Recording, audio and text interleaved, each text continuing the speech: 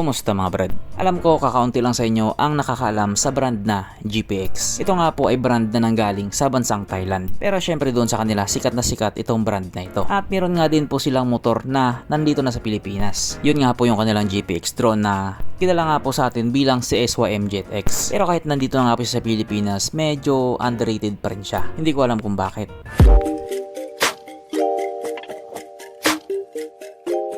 Pero syempre bago tayo patuloy, kung bago ka pa lamang napadpad dito sa aking walang kwentang channel, huwag ka na mag-subscribe. So yun na nga, meron nga pong isang motorcycle brand doon sa Thailand na gumagawa nga po ngayon ng sarili niyang pangalan. Yung mga motor kasi na nilalabas nila talagang may dating din. At isa na nga po dito ang kanilang pinakabagong GPX DZ2 Hypertrex. O maaring familiar nga po yung itsura niya at mukhang nakita nyo na nga po ito dati. Hindi ka nga po nagkakamali sapagkat ito nga din po yung Nexi Plus 180i na galing China. China. Hindi ko alam kung ano nangyari basta ilalabas din nila itong motor na ito sa Thailand. Siguro pinakamadaling explanation, rebadge or rebrand ba? Hindi ko alam, sila lang makakasagot nun. Pero ang pinakasigurado nga po dito, napakagwapo nitong motor na ito. At mukhang hindi nga rin po malayo na makakarating ang motor na ito dito sa atin. Walang imposible sa mga motor na made in China. At pagdating naman sa quality, syempre hindi pa natin masabi. Kalalabas pa lang kasi nitong motor na ito. Pero malay natin, 'di ba? Matibay na rin siya. Kaya dahil dyan, pag-usapan na lamang natin kung ano bang meron sa motor na ito at kung gaano nga ba talaga siya kaganda. So ito nga po ang GPX DC2 Hypertrex na mayroong 149.6 cubic centimeter engine displacement, 4-stroke single cylinder, single overhead cam with 4 valves. Naka-electronic fuel injected at ito po ay naka-liquid cooled. Kaya hindi po siya panis sa Honda Click 125. Ang kanyang operation ratio 11.5:1. Pagdating naman po sa kanyang power, ito pa ay mayroong 14 horsepower at 8,500 RPM.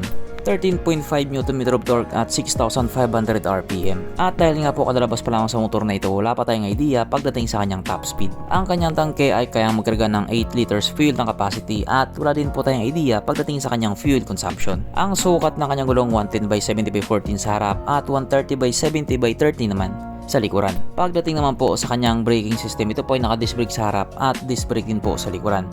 As expected, ito po ay naka-dual channel ABS. Ang kanyang seat height ay mataas na 770mm at 150mm naman ang kanyang ground clearance. At ang motor nga po na ito ay may kabuuang bigat na 137 kg. So para nga po sa isang 150cc na tumitimbang ng ganon, medyo may kabigatan na rin siya. Mapunta naman po tayo sa iba po niya mga features. So ang ilaw nga po sa motor na ito, naka full LED na po. At kapag nakaharap nga po siya, napakaangas niya. Para nga po siyang robot. Ibig sabihin magaling talaga yung mga designer nila. Hindi katulad doon sa alam nyo na kung ano yun, yung brand na ginawang Kenko yung motor nila. Ang kanyang gauge panel ito nga po ay naka TFT display na maganda nga po yung pagkakagawa nila. At syempre ito po ay naka smart key system na rin. Hindi mo na kailangan gumamit ng susi pa. Hindi rin po mawawala sa motor na ito ang kanyang USB charging port na para kahit saan ka nga po magpunta, hindi ka na mangangamba na baka malobat yung cellphone mo kasi nga manonood ka pa ng Pornhub. Syempre hindi kumpleto kung wala yung kanyang TCS or traction control system na just in case nga po dumaan ka sa isang kurbada at madulas na kalsada, kusa nga po mag-a-adjust yung gulong mo sa likuran para hindi ka sumemplang.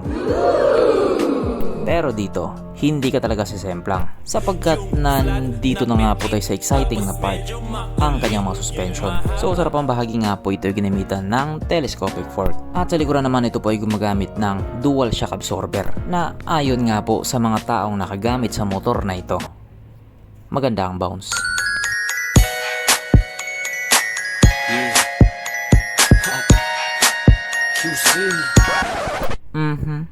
Panigurado. Wala na namang nalungkot. At dahil wala nga po nalungkot, alamin na po natin kung present nga ba sa motor na ito yung tatlong pinaka-importanting features. So una na nga po dito ang kanyang lagayan ng stallion at good news mga brad. Meron siyang ganon. Meron siyang lagayan ng stallion. Kaso lang, wala po siyang sabitan ng pulutan. At oras na nga po para sa ating right horse check. Ang pinaka-importanting feature sa isang motor. At ayon nga po sa aking masusing pag-aanalisa, ang motor na ito ay kayang magkarga ng isang kahong red horse pero kasya pa isang kahon sa kanyang underseat compartment.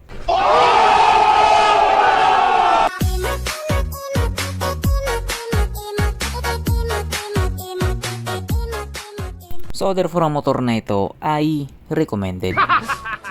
At regarding naman po sa kanyang presyo, ito nga po ay nagkakalaga ng 73,500 Thai baht na kung i-convert nga po natin into Philippine peso, ito po ay papatak ng 134,000 pesos. So ikaw na po ba na magsabi kung worth it ba siya para sa ganong presyo? Diyan naman kayo magaling. Pero sa tanong nga po kung kailan siya lalabas sa Pilipinas, yun po ang hindi natin alam. Sana this year na rin. So hanggang dito na lang muna mga brad. Kung may gusto kong sabihin or gustong idagdag doon sa mga sinabi ko, mag-comment ka na lang sa baba. Okay, bye.